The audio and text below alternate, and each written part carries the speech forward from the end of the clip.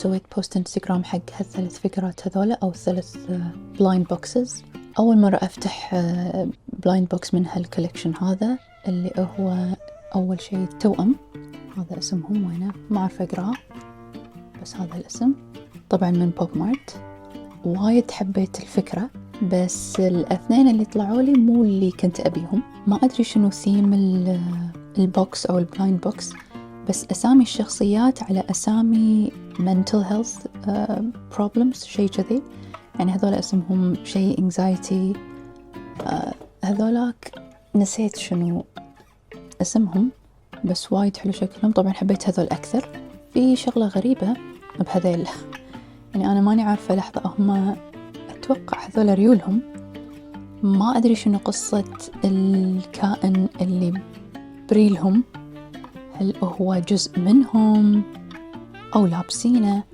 يقولوا هني يعني لابسين نعال أو سليبر، فالشخصية اللي بريولهم يعني كنا هي اللي يعني جزء من الجوتي أو من النعال، بس هني صايرة جزء منهم طبعا البلايند بوكسز يعني مو شيء جديد عليهم أن يطلعون شغلات غريبة، يعني في وايد شغلات غريبة فوق شفتها وهم هني، بس يعني هذا إنه مو غريب، بس ما أدري مو بالع عنه هم ريولهم كذي كشكل. العيون، تفاصيل الوجه، بس طبعا أنا حابة هذول أكثر. أتوقع هذه خامة، يعني حابة فكرة الخامة هذه اللي كذي فوق العين. فهذه واحدة من أو اثنين من البوكسات اللي بطلتهم اليوم، وهذا ثالث واحد. هم هذا ما كان من الشغلات اللي ودي أحصلها، بس he's not bad. أتوقع اسمه heart stealer شيء كذي، مو مكتوب اسمه تحت، بس هم كيوت، ماسك تشيز داخله قلب.